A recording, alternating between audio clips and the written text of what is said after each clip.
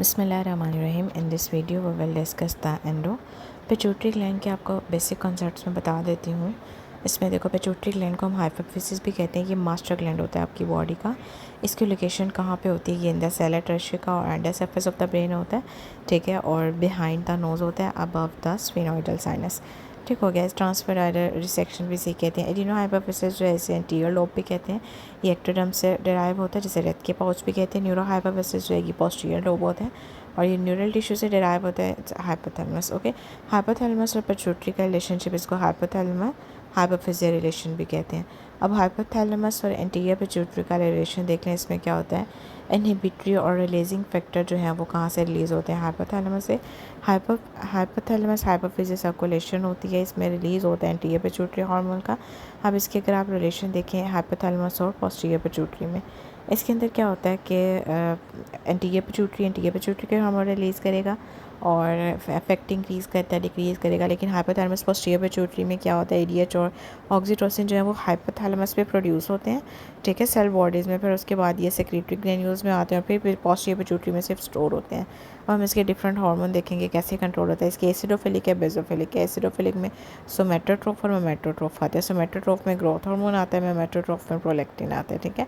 Basophils के अंदर, बेसोफिलिक्स में देखो, अगर एसिडोफिल में ग्रोथ हार्मोन और प्रोलैक्टिन याद रखो। बेसोफिल में ECT है, TSH, FSH, LH, ठीक है। ग्लाइकोल प्रोटीन, इसका स्ट्रक्चर बिल्कुल सिमिलर होता है अल्फा सब यूनिट से, ठीक है।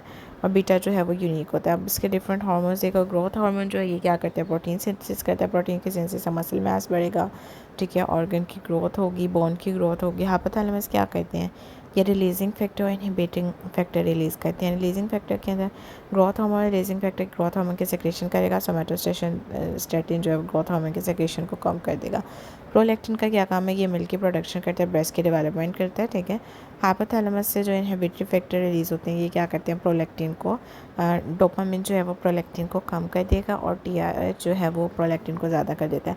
अब ACTH एड्रेनल ग्लैंड को स्टिमुलेट करता है। ग्लूकोकॉर्टिकॉइड, मिनरलोकॉर्टिकॉइड रिलीज़ होते हैं, ठीक है। हाइपोथैलेमस से CRH रिलीज़ होता है जो कि ACTH को बढ़ा देता है। इसके अलावा TSH जो है ना, ये थायराइड ग्लैंड को स्टिमुलेट करता है to secrete the thyroid hormone. Hypothalamus से TRH रिलीज़ होगा, देन TSH। FSH क्या करता है? ये फॉलिकल्स की ग्रोथ करता है, एस्ट्रोजन की प्रोडक्शन। मेल्स के अंदर ये मैचुरेशन और स्पर्म करता है। उसके बाद LH जो है ये फीमेल्स में ओवुलेशन करता है, कॉर्पस ल्यूटियम की फॉर्मेशन करता है, एस्ट्रोजन प्रोजेस्टेरोन रिलीज कराएगा और जो मेल्स में टेस्टोस्टेरोन की प्रोडक्शन होती है। हाइपोथैलेमस में GnRH जो कि FSH को बढ़ाता है, LH को। अब इसमें देखो hormones of the posterior pituitary जो है इसमें ADH और ऑक्सीटोसिन है। ADH को हम वेसोप्रेसिन भी कहते हैं। ये हाइपोथैलेमस से प्रोड्यूस होता है। इसमें सेल बॉडी के अंदर डिफरेंट ग्रेन्यूल्स होते हैं, एक्सॉन फ्लो के थ्रू पोस्टीरियर पिट्यूटरी में आते हैं, वहाँ आके स्टोर हो जाते हैं। अब किडनी ट्यूब्यूल्स में ADH का क्या काम होता है? ये बेसिकली वाटर की रीअब्जॉर्प्शन करते हैं। वाटर की रीअब्जॉर्प्शन करेगा तो यूरिन की ऑस्मोलैलिटी बढ़ जाती है और ब्लड की ऑस्मोलैलिटी कम हो जाएगी, ठीक है। V2 रिसेप्टर के थ्रू एक्ट करते हैं। V1 रिसेप्टर ये स्मूथ मसल्स जो हैं वो contraction in the blood vessel, इसकी वजह से वेजो कॉन्स्ट्रिक्शन होगी और ब्लड प्रेशर इंक्रीज होगा। ऑक्सीटोसिन मिल्क की इंजेक्शन करता है, रेबम सर्वाइकल डायलिटेशन करेगा ऑक्सीटोसिन। इसके अलावा यूट्रस की कॉन्ट्रैक्शन होगी, ठीक हो गया। इसके अलावा इसमें अभी तक मैंने, अब दोबारा से इसको देख लेते हैं। हाइपोथैलेमस के बेसिकली अभी तक मैंने आपको क्या बताया इसके बारे में। देखो, इसमें सिर्फ आपने एंटीरियर पिट्यूटरी, पोस्टीरियर पिट्यूटरी याद रखना है। ये कहाँ पे, उसको क्या बोलते हैं? एंटीरियर लोब है, पोस्टीरियर लोब है, उसको न्यूरो हाइपोफिसिस, एडिनो हाइपोफिसिस, ठीक है। हाइपोथैलेमस एंटीरियर पिट्यूटरी का क्या रोल होता है? आप बेसिकली रिलीजिंग और इनहिबिटिंग फैक्टर रिलीज़ करते हैं। पोस्टीरियर पिट्यूटरी में ADH जो है वो स्टोर होते हैं, ओके। और फिर इसमें देखो एसिडोफिलिक जो होते हैं वो सिर्फ ग्रोथ हार्मोन प्रोलैक्टिन है और बेसोफिल के अंदर ACTH, TSH, FSH, LH है। और इसके अलावा एंटीरियर पिट्यूटरी के डिफरेंट हार्मोन्स होते हैं, इनहिबिटरी हैं।